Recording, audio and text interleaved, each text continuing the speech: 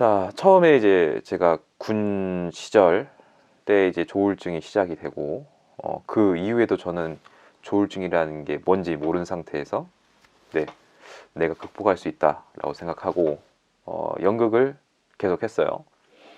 그러다가 어느 순간, 난 이걸로 성공할 수 없겠다라는 엄청난 심리 장벽이 발생을 합니다.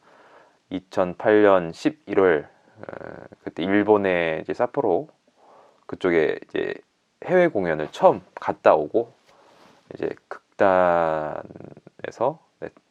제 스스로 탈퇴를 결심을 하고요. 그렇게 해서 이제 현실에 부딪히죠. 각종 뭐 아르바이트, 마트 알바라든지 이런 걸로 해서 생계를 이어나갑니다. 그렇게 하다가 또 이제 조울증이 발병을 하죠. 정말 좌절이죠. 저는 이제 당시 집의 경제적인 사정이 안 좋았고, 그리고 연극을 택했을 때도 집의 경제 사정이 안 좋음에도 불구하고 그렇게 연극을 했었고, 좀 약간 특징이 연극을 하면 배고프다고 하잖아요. 근데 제가 아는 연극인들은 그래도 집안에 도움을 받으면서 연극하신 분들이 있어요. 근데 저는 그런 도움을 못 받을 뿐만 더러 진짜로 가난하게 그 당시 살았고, 그 이후에 이제 뭐 아르바이트를 할 때도 집이 이제 부도가 났었고, 아버지도 그렇게 건강에 좋지 않은 상태에서 아주 찢어지게 가난하다, 뭐 지금 말하면 그렇죠. 그래서 그 당시에는 정말 가난했었고, 지금도 뭐 가난하지만요, 정말 두려운 게 그거예요. 조울증 환자들이 약값 자체가 계속 있어야 되는데 그걸 왜 도대체 약을 사야 되지? 이해가 전혀 안 되는 부분이잖아요. 태어났을 때부터 내가 잘못한 게 아니잖아요. 그렇죠? 이 병을 갖게 된 게. 그럼에도 약값을 지불해야 된다는 것. 저로서는 그래요. 찢어지게 가난했고 어떻게든 뭐 극복을 해야 되는데 극복하기도 힘들었고, 그 상황에서 이제 뭐 저 롯데마트 그런 데서 이제 알바를 해요. 굴비도 팔고 수상 코너에서 뭐 생선도 썰고 뭐 그렇게 하다가 1년을 못 채워요. 네. 1년을 못 채우고 그만두고 뭐 다른 일로 또 시도를 해보고, 그러다가 조금씩 자신감을 얻게 되죠. 당분간 내가 이제 이 조울증이라는 것을 걸리지 않고 어떤 큰 사고를 일으키지 않고 이제 계속 잘 생각을 하고 있구나, 그런 믿음에 조울증 별거 아닌데 라는 생각에 다시금 좀 자만을 하게 되고요. 그러다가 이제 뭐 여러 번 병원에 실려가게 되죠. 이렇게 말씀드리는 건 정말 쉽게 말씀을 드리는데, 그 실려가는 과정은 쉽진 않았어요. 쉬운 과정이 있고 쉽지 않은 과정이 있는데, 쉬운 과정은 그냥 자기가 가서 입원하겠다라는 거고, 쉽지 않은 과정은 이제 2명 이상의 가족의 동의가 있어야 된다라는 그 부분으로 이제 병원에 실려가게 되는 게 있는데, 저는 다 실려갔어요. 네. 이렇게 얘기를 하는데 당시 고생을 많이 했죠. 저희 형이랑 뭐 가족분들, 친척분들. 가장 마음이 찢어지는 거는 형제였을 거예요.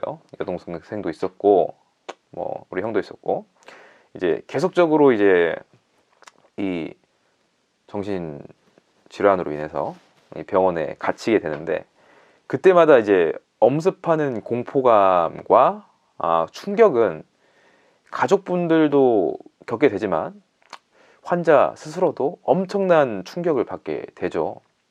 세상이 이런 건가라는 엄청난 새로운 세상이라고 느껴지면서도 참 뭐라고 해야 될까요? 이 세상의 끝이 어떤 걸까라는 고민을 계속하게 됩니다. 그 병원에서 원하지 않는 고민이죠. 그렇게 해서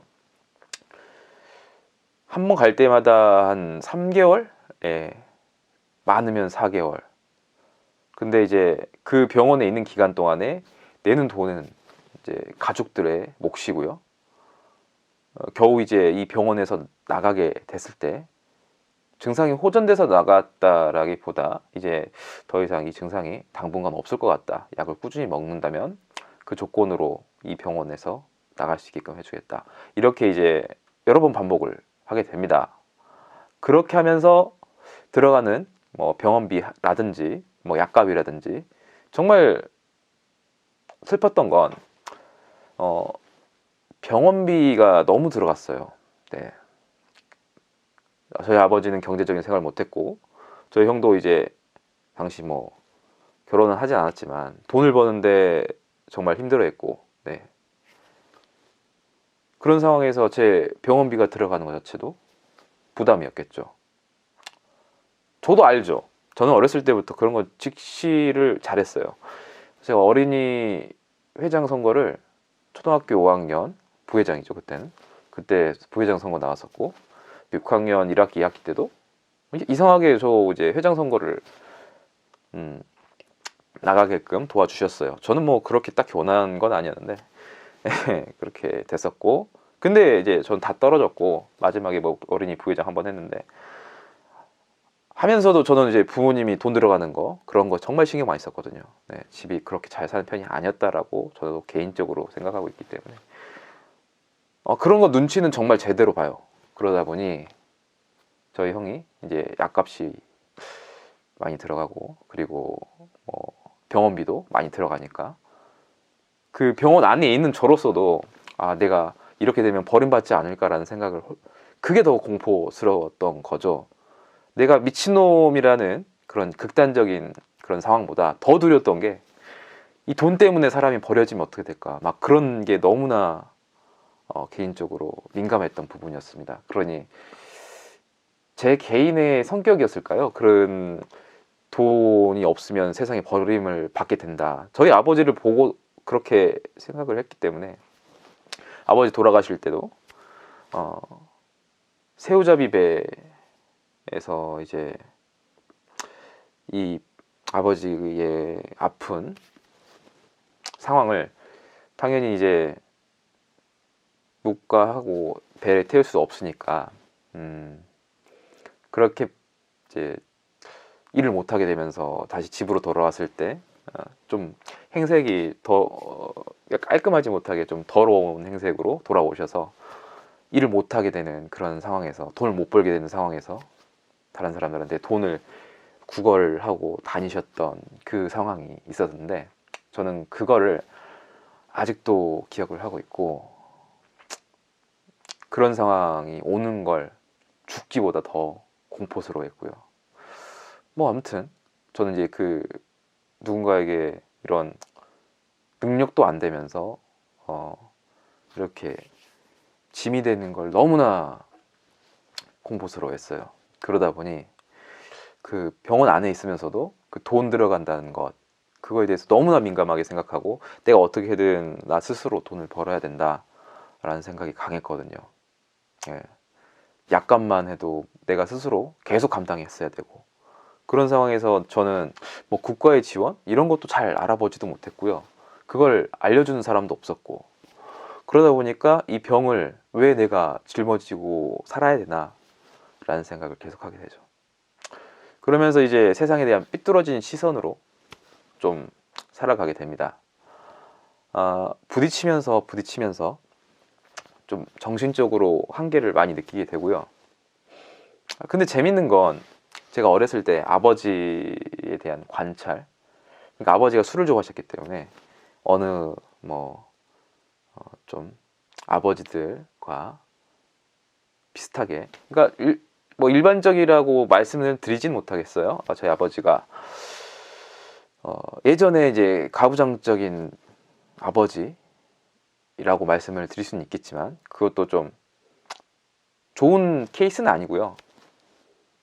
근데 이제 아버지께서 이제 술을 좋아하셔서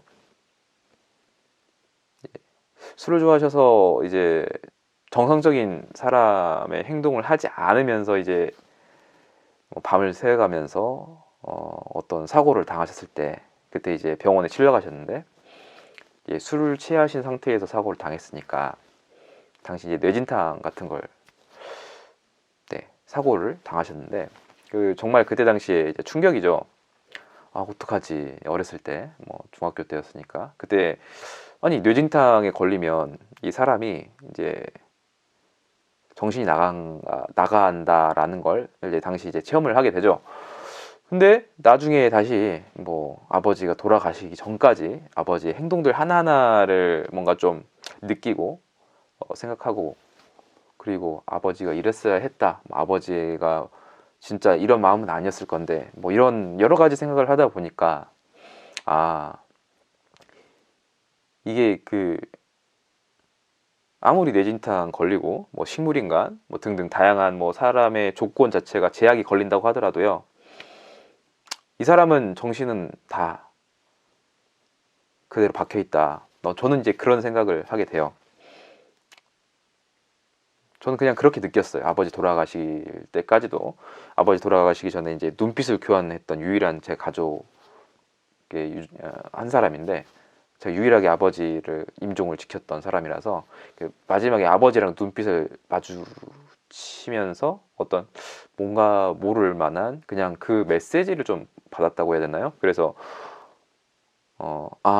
내가 만약에 그런 아버지의 상태였다고 한다면 정말 아무 말도 못하는 상황에서 눈빛만 교환할 수 있는 상황이었다면 말은 안 했지만 마음속으로는 이런 생각이었을 것이다. 저도 저 자신이 아무런 생각을 하지 못한 상황에 그런 상황에 놓였을 때도 생각을 하잖아요. 했어요. 그래서 뭐 아무리 내가 이제 뭐 정신적으로 누군가가 인정을 못 받고 있고 컨트롤 못하는 상황이라고 한다 하더라도 생각은 계속 하고 있고 그 무언가를 원한다라는 건 네. 장애라는 것이 다시금 어떤 건지 좀 공부하게 됐었던 지난 삶이고요. 저는 뭐 이 정신질환으로 인해서 장애 등록도 하지 않은 상태입니다. 그게 장애라고 생각하지 않았고 극복은 어떻게든 스스로 할 수 있다고 믿었고 그러다가 여러 번 병원에 갔고 네. 진짜 저는 이 병이 가장 무서웠던 것 그러니 내재적인 가장 무서운 잠재적인 가치까지 다 끌어올려서 극복을 하려고 별의별 생각들을 많이 했죠. 네. 처음에 발생했던 조울증은 몰랐다라고 할 수는 있지만 그 다음에 발생한 조울증은 두세 번 정도? 정말 그 정도까지는 실수라고 저는 생각을 해요. 네. 왜냐면 당연히 노력해서 고칠 수 있을 거라고 생각을 하잖아요. 의사들이 그렇게 얘기를 해요. 근데 저는 의사 얘기를 믿지를 못하죠. 대부분의 조울증 환자들은 의사들 이야기를 처음에 믿지 못해요. 왜? 나는 지난 수십 년간, 20년간 그런 삶을 산 사람이 아닌데 갑작스럽게 내 지난 20년은 모두 부정하니까 그럼 지난 20년간 내가 배워왔던 모든 것들이 부정이 되는 거고 예. 그렇게 믿어왔던 많은 사람들의 이야기들이 다 거짓말처럼 느껴지거든요. 그걸 부정하기 싫으니까 계속 내가 어떻게든 노력해서 해보려고 하게 되는 거죠. 그렇게 되다 보니 결국엔 세상과 담을 싸게 돼요. 아니 그래도 담을 싸는 순간에도 노력을 하죠. 이제 다음엔 다를 거야. 다음엔 다를 거야. 그러다가 또 들어가고 네, 그럼 또 들어가고 정말 인정하게 되는 순간이 어느 순간 와요. 그 이후에는 이제 대인관계 자체가 어려워지고 뭐 저도 모르게 이제 혼자 생활하는 것에 익숙해지게 됩니다. 제가 이제 마지막으로 까파진 후에 그 이후에 제가 병원은 들어가지 않았어요. 대신에 큰 사기를 당했죠. 그 이후에 혼자 생활에 나가는 게 이제 당연해지게 됩니다. 그전에는 그래도 뭐 어떻게 친구라도 사귀면서 좀 괜찮게 생활을 했었다가 그때마다 새로운 친구 사귀려고 노력을 많이 했죠. 근데 지금은 새로운 친구에 대해서 의미가 사라졌습니다. 그 순간 좀 많은 게 좀 변했다고 느껴지기도 하고요. 저 자신에 대한 공부도 계속 좀 냉정하게 할 수가 있게 되었습니다. 예, 가장 그 의사들의 이 정신과 의사들의 조울증 환자의 잘못 대한 태도 한 가지를 좀 말씀을 드리고 싶은데 그게 뭐냐면 언젠가는 발생할 것이다 라는 그런 가장 무책임한 말, 이게 제가 그 정신과 의사들이 절대 하지 말아야 될 이야기라고 저는 말하고 싶어요. 감히 저는 그것도 충격이었거든요. 예전에 배웠던, 그러니까 사람이 태어나면 죽는다 일단 이런 얘기거든요. 근데 이런 얘기를 왜 환자한테 하냐. 환자는 이제 답을 구하고자 이제 의사한테 질문을 하는 거고요. 근데 정신과 같은 경우는 웬만하면 이제 상담 경향으로 좀 흘러가야 되기 때문에, 그러니까 뭔가 좀 환자하고 어떻게 좀 감정적인 커뮤니케이션이 좀 돼야 되는데, 이게 또 서양의학이다 보니까 결론, 물질, 뭐 이런 확률 이런 식으로 얘기를 할 수밖에 없잖아요. 그러다 보니 이게 이제 같이 병행해서 해야 된다. 뭐 심리 상담하고 그리고 약물 뭐 이런 것은, 그러니까 가정이라는 부분을 확실하게 둬야 되거든요. 예. 그러니까 만약에 이 전문 분야가 아니라면 상담 분야하고 뭐 약물 분야 그러면 자기가 전문 분야는 이거다. 근데 상담 분야까지는 내가 말할 수 있을 분야는 여기까지다. 그래서 같이 이걸 받아보자 라고까지 들어가야 된다. 저는 그렇게 생각을 해요. 그래야지 이 환자를 정말 유의하는 거다라고 저는 보는데, 지금 뭐 정신과 의료 생태계는 그런 게 아니잖아요. 실제로 이제 이 사람의 어렸을 때 과거하고 그런 부분까지도 다 파고 들어가서 치료를 좀 적극적으로 해야 된다라고 저는 생각을 해요. 예. 왜냐면 이 사람의 인생 자체를 송두리째 부정당하는 상황이니까 그런 정신적인 충격을 완화를 시켜줘야 되는 그런 노력이 있어야 되는데 없어요. 결과물로만 말해요. 그냥 A 더하기 B는 뭐 C다 이런 결과물에 약물로 얘기만 하다 보니까 그 충격은 완충되지 못하는 그런 상황에서 재발이 되게 돼요. 의사를 믿지 못하는 그런 상황까지 가게 되고요. 예, 오늘은 이렇게 제가 그 군 시절 이후에 재발하는 그런 상황에서 왜 계속 재발을 하는지에 대해서 간단하게 얘기를, 아니죠, 간단하게 얘기는 안 했는데 이렇게 얘기를 해봤습니다. 한번 얘기를 하니까 좀 물꼬가 계속 트이기는 하는데 시간이 계속 길어지고 있어요. 어떻게든 좀 짧게 얘기를 좀 해보면서 영상을 올릴 수 있도록 하겠습니다. 자, 다음에 또 얘기해드리겠습니다. 감사합니다.